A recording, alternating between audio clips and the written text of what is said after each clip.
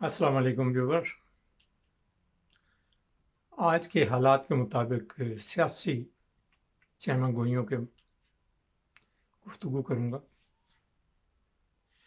आपको पता है कि नून लीग इस टाइम बिल्कुल ही नुकरे लगा दिए पीपल्स पार्टी ने, यानी उनको सियासी पेच दाव खेल के उनसे जो काम लेना था वो उन्होंने लेना शुरू कर दिया है। और वो उन्हें समझ नहीं आ रही, क्योंकि वो बुग़्ज़ इमरान में हर वो काम करने के लिए तैयार हैं, हर वो बात मानने के लिए भी तैयार हैं जिसमें सिर्फ इमरान खान को नुकसान हो जाए, किसी को फ़ायदा हो या ना हो, लेकिन ये चाहते हैं कि सिर्फ इमरान खान को नुकसान हमने पहुंचाना है और हमें किसी से कोई गर्ज नहीं। आप देखें कि जरदारी ने इन्हें ऐसा घेरा है कि उन्हें अकेला भी कर दिया और अपने काम भी निकलवा लिए हैं। आप देखें कि यूसुफ रज़ा गिलानी को उन्होंने अपने पैसे से खर्च किए, अपने पैसे लगाए हैं, तो उन्होंने दाम वसूल कर लिया है। क्योंकि नून लीग को उन्होंने ये रास्ता नहीं दिखाया था कि तुम भी दाम लगाओ ताकि तुम्हारी भी जो है लीडर वो भी जीत जाए सेनेट के इलेक्शन में। लेकिन क्योंकि उन्होंने वो कहते हैं ना, वो जो बिल्ली ने शेर को सारे हरबे नहीं दिखाए थे, उसने एक हरबा जो है वो अपने पास रख लिया था ताकि अपनी ज़िंदगी भी महफूज रखी जाए।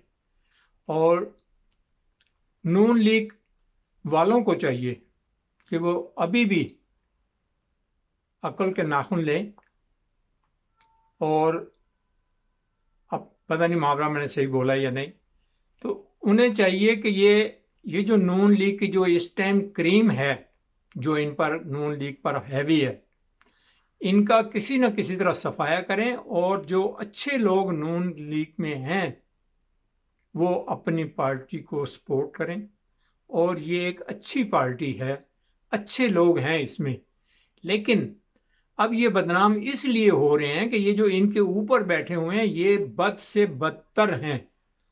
अगर इनसे आज भी जान छुड़ा लें, अभी भी जान छुड़ा लें, नेक्स्ट इलेक्शन तक भी जान छुड़ा लें, और इनके या तो इनको कहें कि घर बैठ जाएं, और या फिर इनसे जान छुड़ा लें और इक़्तिदार किसी और बंदे को दें कि वो पार्टी के सरबराह बने। ये लोग गिल्टी हैं और बहुत ज़्यादा गिल्टी हैं। कोई थोड़े से गिल्टी हो ना तो आदमी कह देता है कि दरगुजर करो। इनके मुतल्लिक दरगुजर करना भी बहुत मुश्किल है। आप नून लीग के जो वर्कर हैं उन लोगों को, क्योंकि मैं खुद 30 साल यानी 80 से लेके आज तक 30 साल से भी ज़्यादा हो गए कि मैं नून लीग के साथ वाबस्ता रहा।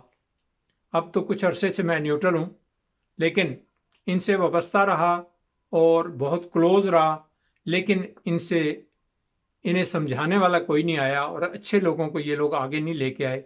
करप्ट लोगों को इन्होंने साथ मिलाया और जिन लोगों से इन्होंने काम लिया फिर उन्हीं के गले पे छुरी भी इन्होंने फेरी। यानी अपना मतलब निकलने के बाद इन्होंने उसी पे छुरी फेरी जो इनके लिए छुरियां लेके घूम रहे थे। आप देखें कि इलेक्शन कमीशन ने दिन दिहाड़े इंसाफ का कत्ल किया। यानी एक आम आदमी भी इस टाइम ये सोचता क्या, बल्कि उसकी समझ में है कि ये वाकई वोट खरीदे गए, पैसे लगाए गए। सुप्रीम कोर्ट जब कह रहा है कि बैग थैले भर भर के बैगों के इस्लामाबाद में पहुंच गए हैं और वीडियो भी आ गई है, गवाह भी आ गए हैं और अवाम ने तकरीबन देख भी लिया है, लेकिन फिर भी इलेक्शन कमीशन को इतबार नहीं आ रहा, क्योंकि वो खुद क्योंकि बीच में लेन देन में शामिल नहीं थे, या तो उन्हें कमीशन नहीं मिली या वल्लाह आलम के उनके कौन से पॉइंट कम हो गए जिसकी वजह से उन्हें यकीन नहीं आ रहा कि भाई वाकई इतने पैसे दिए गए। अगर दिए गए, क्योंकि एक दफ़ा एक किस्सा आपको छोटा सा सुना देता हूँ, फिर इसमें मज़ीद आगे बात करता हूँ। कराची में एक दफ़ा किसी घर में डाकू आ घुसे और उन्होंने घर वालों से रिक्वेस्ट की कि आप लोगों से हमारी कोई ज़ाती अनाहत नहीं, कोई दुश्मनी नहीं, ना हम किसी को नुकसान पहुँचाने आए हैं, हमें तो सिर्फ माल से गर्ज है, तो मेहरबानी करें आप लोग यहाँ सोफे पे बैठ जाएं सारे घर के मेंबर और हमें चाबियाँ बराए मेहरबानी अनायत फरमा दें। उन्होंने बड़े अदब से कहा, उन्होंने उसी तरह कहा, लो बेटा ये آپ کا گھر ہے، آپ جانے اور آپ کا کام جانے، ہمیں سمجھیں کہ ہم آپ کے مہمان ہیں۔ انہوں نے خیر پوچھا، اچھا پیسے کہاں پڑے ہیں؟ فلاں جگہ پڑے ہیں۔ زیور کہاں پڑا ہے؟ فلاں جگہ پڑا ہے۔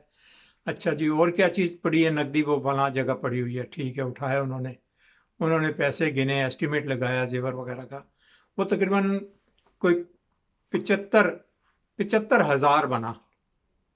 یعنی ان کے گھر سے اس ٹائم 10.5 جو کچھ نکلا، کیونکہ اس ٹائم زیور تھا 4,000 روپے تولہ۔ تو آپ اس ٹائم کا اندازہ لگا لیں کہ 4,000 روپے تولے میں کتنا بھی زیور ہو تو کہاں تک جاتی ہے رقم، اور جو کوئی نقد ان کے گھر سے ملی وہ 75,000 ٹوٹل اماؤنٹ بنی۔ اب انہوں نے کہا جی کہ یہ آپ اپنی چابیاں بھی سنبھالیں اور پیسے بھی سنبھالیں، اور ہم جا رہے ہیں، لیکن آپ نے ایک خبر ضرور دینی ہے، وہ چاہے آپ ابھی جا کے دے دیں، صبح دے دیں، جب بھی دیں، لیکن دیں ضرور خبر۔ اگر آپ نہیں دیں گے تو پھر ہماری اور آپ کی واقعی دشمنی بن جائے گی۔ انہوں نے کہا وہ کیا؟ اب وہ ایک دوسرے سے بڑے پیار سے مخاطب ہو رہے تھے، تو انہوں نے کہا بیٹا وہ کیا؟ تو انہوں نے کہا کہ ہم صرف یہ دیکھنا چاہ رہے تھے کہ اگر ہم نے یہاں سے لوٹا نہیں ہے تو یہ کم سے کم خبر اخبار میں آ جائے کہ بھئی کوئی ڈاکو آئے تھے، اتنے پیسے کی اماؤنٹ بنی اور وہ چھوڑ کے چلے گئے۔ انہوں نے کہا وجہ اس کی؟ انہوں نے کہا وجہ یہ ہے کہ ہماری کیونکہ تھانے والوں سے طے ہوئی ہے کہ 1,20,000 روپیہ آپ کو دیں گے، اس کے اوپر جتنے بھی ہوئے وہ ہمارے ہیں۔ یعنی انہیں امید تھی کہ کم سے کم 2-3 لاکھ تو ہوگا، نارمل سے نارمل۔ تو اس حوالے سے کیونکہ پھر جب یہ خبر آ جائے گی تو ہم بری ذمہ ہوں گے، تھانے والے ہم سے مطالبہ نہیں کر سکیں گے اور ہم ایک طرح سے بچ جائیں گے۔ اسی طرح کیا ہے انہوں نے بھی کہ انہوں نے پیسے تو دینے کی کوشش کی ہے، لیکن اخبار میں جب آ گیا ہے تو اب یہ پھنس گئے ہیں۔ اب ان کے خلاف شہادتیں بھی آ گئی ہیں، اور یہ اب اتنا گلٹی ہو گئے ہیں کہ انہیں سمجھ نہیں آ رہی کہ اب ہم کہاں سے جان چھڑائیں۔ اور الیکشن کمیشن جو بحث ہے، میں نے کل بھی ایک اپنی ویڈیو میں کہا تھا کہ یہ لوگ جو ہیں وہ اسمبلی میں کس منہ سے بیٹھیں گے؟ آپ دیکھیں کہ یہ لوگ پہلے کہہ رہے تھے کہ یہ جعلی اسمبلیاں ہیں، پہلے دن سے فضل الرحمان کہہ رہا ہے، یہ سارے کہہ رہے ہیں یہ جعلی وزیر اعظم ہے، یہ جعلی اسمبلی، جعلی حکومت ہے، یہ 2 نمبر ہے۔ تو اس میں 2 نمبر میں آپ بھی شامل ہو گئے ہیں، یوسف رضا گیلانی صاحب بن علمدار، سید علمدار گیلانی، یعنی ان کے والد کا نام تو آپ اسی زمرے میں لے سکتے ہیں کہ یہ انگریزوں کے غلام تھے، اور یہ ان کا بیٹا جو ہے وہ آگے زرداری جو ہے نا، جس کے بارے میں مشہور ہے کہ یہ بلوچوں میں چور ہیں اور یہ ان کا مرید ہے، یعنی چوروں کا مرید ہے یہ، اور اس کے لیے یہ کام کرتا ہے، اس کی فیور میں ہی کام کرتا ہے۔ الیکشن کمیشن میں آپ کو پتہ ہی ہے کہ ان کے ممبران جو ہیں، جو الطاف ابراہیم قریشی، ان کے والد کی کیونکہ نون لیگ سے وابستگی تھی، ظاہر ہے وہ بحث ہوں گے، اور وہ اپنے باپ کے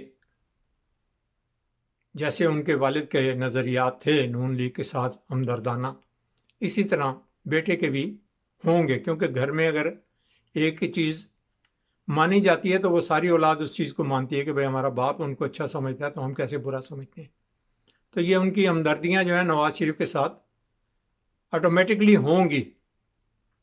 اللہ کرے کہ اللہ تعالیٰ انہیں ایمان دے اور یہ اس ایمان کو اپنے لیے استعمال کرتے ہوئے، اپنی آخرت اچھی کرتے ہوئے اچھے کام کریں۔ یہ نہ دیکھیں کہ نواز شریف کیا کر رہا ہے، میرا بیٹا کیا کر رہا ہے، میرا والد کیا کرتا رہا ہے، یہ اس چیز کو نہ دیکھیں، بلکہ عوام کے لیے کوئی دیکھیں تاکہ ان کی آخرت جو ہے وہ سدھر جائے۔ اسی طرح ارشاد کیسر صاحبہ، وہ بھی آپ دیکھیں کہ وہ قسم اٹھا رہی تھیں کہ نہیں نہیں، قسم سے ہم خدا کے نام پر ہمیں معاف کرو، اور ہم لوگ جو ہے نا وہ کسی سے کوئی مخالفت نہیں رکھتے اور کسی کے حق میں برے نہیں ہیں، ہم جو بھی ہوگا فیصلہ وہ صحیح دیں گے۔ تو اگر یہ قسمیں اٹھانے پر آ گئے ہیں تو پھر بہتر نہیں ہے کہ جج حضرات جتنے ہیں وہ جب ملزم سے حلف لینا شروع کریں کہ میں سچ بولنے لگا اور سچ کے سوا کچھ نہیں بولنے لگا ہوں، تو وہ خود بھی جج ارشاد کیسر صاحبہ کے بقول کہ وہ بھی حلف دینا شروع کر دیں کہ ہم بھی سچ پر فیصلہ کریں گے، تاکہ انہیں بھی پتہ لگے کہ ہم جھوٹے سے تو گواہی لے رہے ہیں تو ہم خود کتنے سچے ہیں۔ عدالتوں کو ان چیزوں پر انہوں نے اوت تو لیا ہوتا ہے ایک ہی دفعہ، اور اس کو بھی انہوں نے کوڑے دان میں پھینک دیا ہوتا ہے کہ کیا کریں، بچوں کے پیٹ تو پالنے ہیں نا، بچوں کو تعلیم تو دلوانی ہے نا۔ انہوں نے بچوں کو تعلیم دلوانی ہے، پیٹ پالنا ہے، لیکن فیصلہ جو ہے نا اس کے لیے کرنے کے لیے انہیں 100 دفعہ سوچنا پڑتا ہے کہ کس طرف سے کتنے آتے ہیں، یعنی دونوں طرف سے رقم لے لیتے ہیں جج حضرات، اور جس کے حق میں فیصلہ کر دیتے ہیں دوسرے کو واپس کر دیتے ہیں کہ بھئی ہم جو ہے مجبور تھے، اس کے یہ مسائل تھے، اس کا یہ وکیل اچھا تھا، اس کے دلائل اچھے تھے، یعنی پیمنٹ دونوں سے پکڑنی ہے، اور جس کے حق میں فیصلہ دے دینا ہے اس کے لیے اپنے کمنٹس جو ہیں وہ کچھ اور بنا لینے اور دوسرے کے لیے کچھ اور۔ اندر خانہ یہ سب کچھ ہو رہا ہے۔ عدالتیں ہمارے ویسے ہی نہیں بدنام، کیوں ہماری دنیا ہماری عدالتوں کو تسلیم نہیں کرتی کہ وہ یہاں تک کہتے ہیں کہ پاکستانی عدالت یا پاکستان کے پیپر بنے ہوئے کہیں پہ بھی وہ 2 نمبر، اس پہ کبھی بھی 1% بھی ہم یقین نہیں کر سکتے کہ پاکستان میں جو بھی ہوتا ہے کام وہ 1 نمبر ہوتا ہے، کیونکہ ثابت کیا گیا، ہماری عدالتیں خود ثابت یہ کرتی ہیں کہ جھوٹے گواہ، جھوٹے وکیل پیش ہونا اور جھوٹے دلائل دینا، اور جج بھی اسی کیٹیگری میں سے آگے آئے ہوتے ہیں، انہوں نے یہ حربے استعمال کیے ہوتے ہیں، انہیں بھی پتہ ہوتا ہے سارا کچھ۔